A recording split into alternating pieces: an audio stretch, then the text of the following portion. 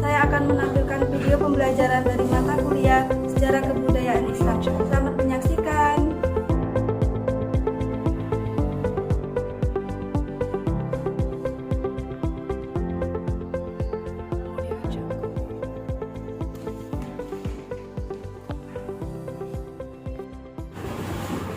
Assalamualaikum warahmatullahi wabarakatuh. Waalaikumsalam warahmatullahi wabarakatuh. Apa kabar siswa-siswaku? Alhamdulillah baik. Oke, ada yang ingat tadi pelajaran apa? Sejarah kebudayaan Islam. Oke, kemarin kita bahas materi apa? Ayo. Biografi Nabi Muhammad. Oke, kita lanjut materi yang selanjutnya, yaitu tentang biografi Abu Bakar As-Siddiq. Ada yang tahu siapa itu Abu Bakar As-Siddiq? Ada Bu. Nggak ada. Kita buka bukunya halaman 5. Ayo Mbak Risa dibaca tentang Abu Bakar As-Siddiq. Didengarkan. Nah, nama Abu Bakar As-Siddiq sebenarnya adalah Abdullah bin Utsman bin Amir bin Amru bin Ka'ab bin Sa'ab bin Taim bin Murrah bin Ka'ab bin Lu'aid bin Khalid bin Far al-Quraisy at-Taimi. Bertemu nasabnya dengan Nabi Muhammad SAW pada kakeknya Murrah bin Ka'ab bin Lu'ai. Ibunya adalah Ummu al-Khair Salma binti Sakhir bin Amir bin Ka'ab bin Sa'ad bin Taim. Seberarti ayah dan ibunya berasal dan kabilah di Bani Taim. Ayahnya diberi kunyah atau nama panggilan yaitu Abu Quhafah. Oke, tadi kan udah bahas tentang biografi sama nasabnya. Sekarang kita bahas tentang usia dan wafatnya Abu Bakar As-Siddiq. Mbak Zara dibaca coba. Usia dan wafat Abu Bakar As-Siddiq. Al-Hafidz Ibnu Katsir berkata, Abu Bakar As-Siddiq wafat pada hari Senin di malam hari. Ada yang mengatakan bahwa Abu Bakar wafat setelah maghrib, yaitu pada malam Selasa, dan dikebumikan pada malam itu juga, yaitu bertepat 8 hari sebelum berakhirnya bulan Jumadil Akhir tahun 13 Hijriah. Setelah beliau mengalami sakit selama 15 hari, pada waktu itu Umar menggantikan posisinya sebagai imam kaum muslimin dalam sholat. Ketika sakit, beliau menuliskan wasiatnya agar tampuk pemerintahan sholat diberikan kepada Umar bin Khattab. Dan yang menjadi juru tulis waktu itu adalah Utsman bin Affan. Setelah surat selesai, segeralah dibacakan kepada segenap kaum muslimin dan mereka menerimanya dengan segala kepatuhan dan keturunan. Masa kekhalifahan Abu Bakar berjalan selama 2 tahun 3 bulan dan beliau wafat pada usia 63 tahun seperti dengan usia Nabi Muhammad SAW. Akhirnya Allah mengumpulkan jasad mereka dalam satu tanah sebagaimana Allah mengumpulkan mereka semasa hidup di dunia.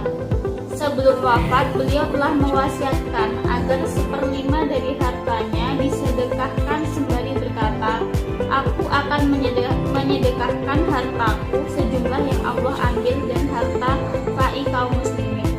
Ketika beliau dalam kondisi sekarat, ada yang berkata kepadanya, maukah engkau jika kami carikan seorang dokter? Maka spontan dia menjawab, dia telah melihatku, maksudnya Allah. Kemudian dia berkata, sesungguhnya aku akan berbuat apa-apa yang ku kehendaki. Tadi kan udah bahas tentang usia dan wafatnya Abu Bakar As-Siddiq. Sekarang kita lanjut ke poin selanjutnya, yaitu poin yang terakhir tentang keislaman Abu Bakar As-Siddiq. Ayo Mbak Vera dibaca. Abu Bakar adalah lelaki yang pertama kali memeluk Islam, walaupun Khadijah lebih dahulu masuk daripadanya. Adapun dari golongan anak-anak, Ali adalah yang pertama kali memeluk Islam, sementara Zaid bin Harithah adalah yang pertama kali memeluk Islam dari golongan muda. Ternyata keislaman Abu Bakar paling banyak membawa manfaat besar terhadap Islam dan kaum muslim dibanding dengan keislaman lainnya, karena kedudukannya yang tinggi dan semangat serta kesungguhannya dalam berdakwah. Dengan keislamannya, maka beberapa tokoh besar turut masuk Islam mengikutinya.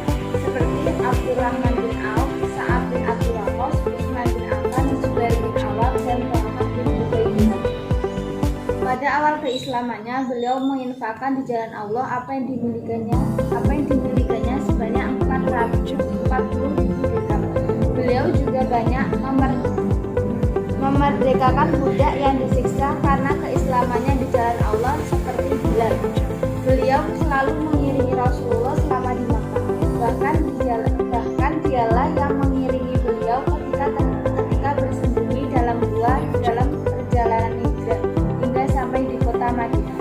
Di samping itu beliau mengikuti seluruh peperangan yang diikuti Rasulullah, yakni ada perang Badar, Uhud, Khandaq, penaklukan kota Mekah, Hunain maupun peperangan di Tabuk.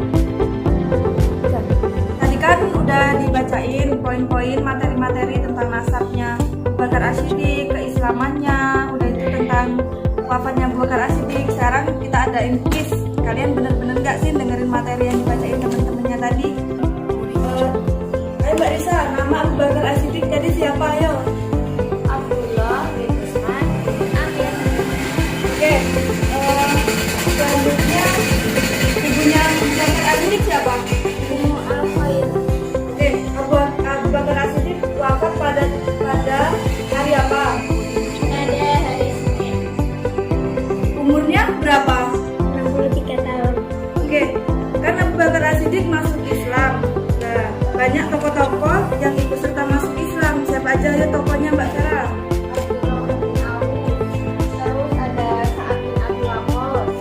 Terus ada Utsman bin Affan, Zaid bin Awam sama Thalha bin Ubaidillah. Oke, kan tadi kan Abu Bakar As-Siddiq wafat. Nah, apa yang Mbak Lydia wasiatnya? agar seperlima hartanya disedekahkan kepada kaum muslimin. Oke, ternyata siswa-siswa saya udah pada pinter-pinter nih.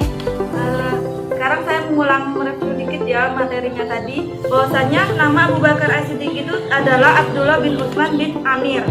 Nah, nama ibunya Abu Bakar As-Siddiq itu adalah Ummu al-Khair Salma binti Syakhar bin Amir. Nah, Abu Bakar As-Siddiq itu adalah laki-laki pertama yang masuk Islam. Karena keislaman Abu Bakar As-Siddiq itu banyak membawa manfaat bagi kaum muslimin dibandingkan keislaman dan tokoh-tokoh lainnya. Karena kedudukan yang tinggi, karena Abu Bakar As-Siddiq itu gigih dalam berdakwah. Oke, sekarang kita akhiri materi pada hari ini. Pada minggu depan yaitu presentasi, saya bagi kelompok 3 orang ya. Wabillahi taufiq wal hidayah. Wassalamualaikum warahmatullahi wabarakatuh. Waalaikumsalam warahmatullahi wabarakatuh.